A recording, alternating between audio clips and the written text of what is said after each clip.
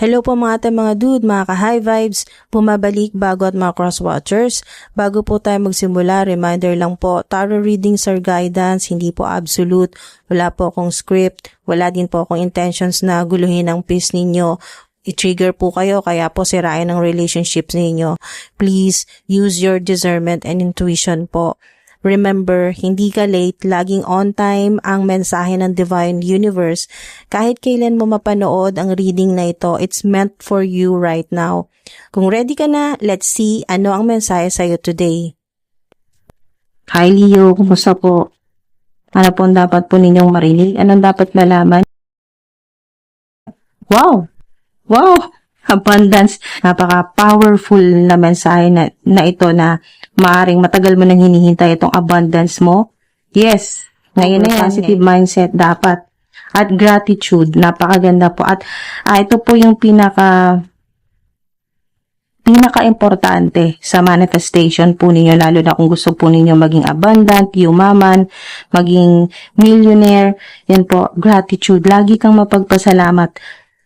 Kapag lagi kang nagpapasalamat sa Divine Universe, kay God, sa mga ancestors mo, sa mga divine beings na gumagabay sa'yo, lagi ka nilang bibigyan ng ipagpapasalamat mo.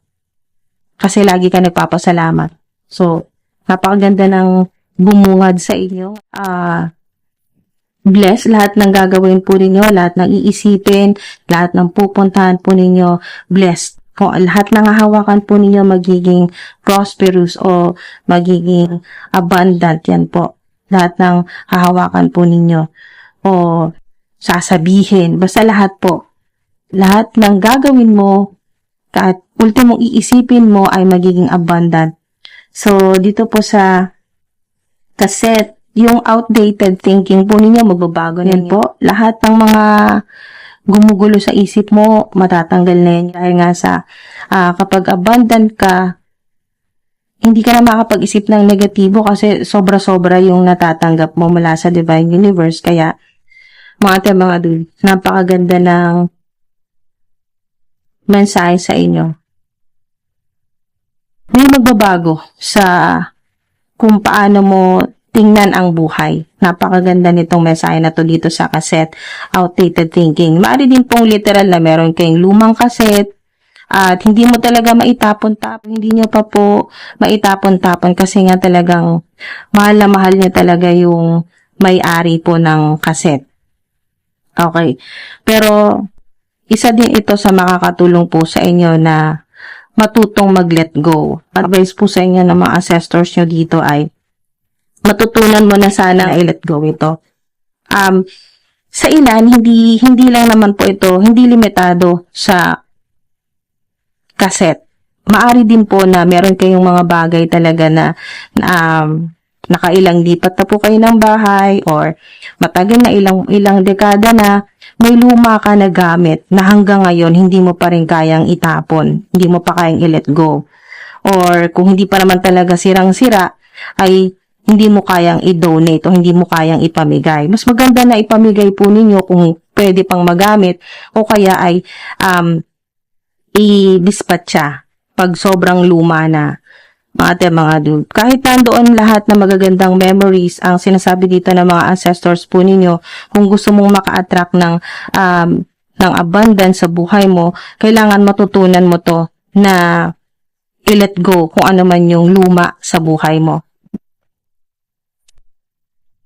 Lalo na po mga karmic relationships, healing heart, o di ba napakaganda na mensahe sa inyo, healing heart.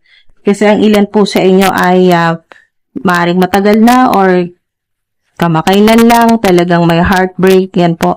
Magkakaroon ka ng freedom. Freedom from toxic relationship or addiction. Maaaring pong may kasama po kayo sa buhay or sa bahay na may addiction. Yan po mga dude, makakatulong na ipanalangin mo sila or kung sino man po itong family member, ipanalangin mo. Ihingi mo ng tulong yan ihingi mo ng tulong sa Divine Universe, kay God, sa mga angels, na mga guardian angels mo at sa mga ancestors mo. Ihingi mo ng tulong na matanggal na yung ganitong addiction ng family member mo. Sa ilan, yung heartbreak ay may kinalaman sa love life sa ilan o sa family member. May pera ka na, malelet go mo na yung mga luma sa buhay mo. Lahat ng luma, lahat na ng bulok sa buhay mo, may let go mo na yan. Maire-release mo na yan.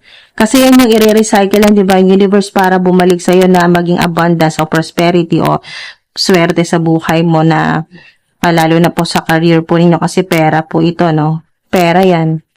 So, makakatanggap po kayo ng maraming pera. Yan po. O maaari din po sa ilan na may luma po kayo na mga gamit at pwede pang pakinabangan at yun po ay ibebenta po ninyo, ganyan po. So, pera din po ang balik sa inyo. Healing heart, physical na puso o yung inyo pong heart chakra. Maaaring ang ilan po sa inyo ay meron pong heart disease, ganyan po. O meron po kayong napakahirap na pinagdaanan sa buhay o ang mga toxic relationships o yan po ay mga nakaranas po ng mga traumatic experiences, ganyan po. May phobia, ganyan, may takot, lagi pong anxious, lagi pong stress. So, apektado ang puso, may healing heart kayo. At kasama na rin po yung heart chakra po ninyo dyan. Gagaling, mas ma-activate po yung heart chakra po ninyo, kaya mas makakatulong po yan sa inyo pong manifestation. Ask your angels. Pag sobrang hirap na yung parang pakiramdam po ninyo, sasabog na yung puso po ninyo sa stress, sa problema, sa lungkot, ask your angels. Ask for help from others. Okay, so hindi lang sa spirit realm ka humingi ng tulong, makipag-usap ka rin sa mga tao. Ask for help from others, humingi ka ng tulong sa ibang tao. Kung ang ilan po sa inyo yung heartbreak po ninyo dito, o ang ilan po sa inyo ay gusto mo nang magkaroon ng freedom sa toxic relationships or sa addiction or family member na may addiction, gusto mo nang makaalis na sa ganyang sitwasyon, ay ask for help from others.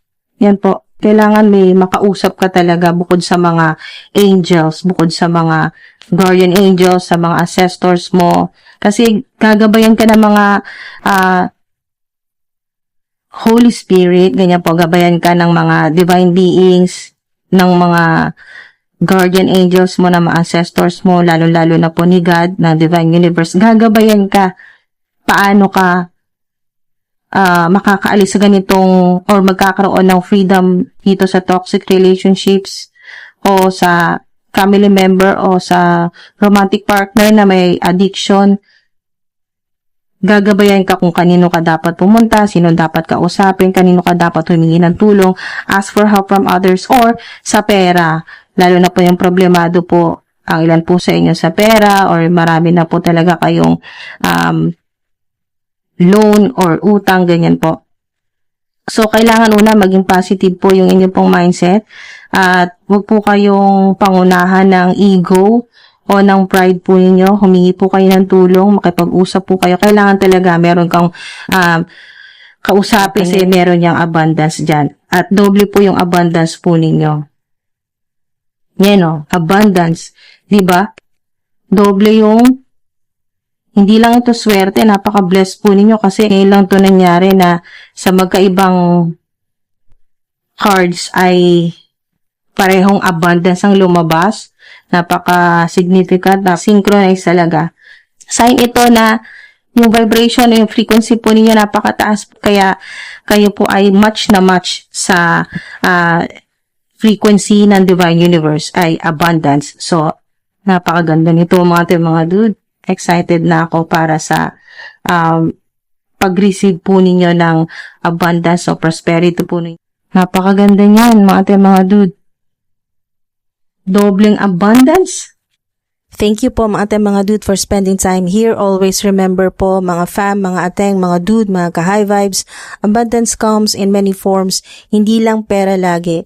Kaya kung hindi pa dumarating ang hinihintay mo, baka blessings in other forms muna ang binibigay sa'yo. Don't forget, kung gusto mong suportahan ng channel, subscribe ka na rin, like, share, and check out nyo na rin po mga Shopee affiliate links for tips and donations naman po. Click nyo po super thanks icon sa tabi po ng like, share sa ibaba ng video. Kung gusto nyo po ako ilibre ng coffee, click nyo na rin po coffee link ko po for tips and donations din po sa description and pinned comments. Maraming salamat po. Ingat po kayo palagi. Hanggang sa susunod po.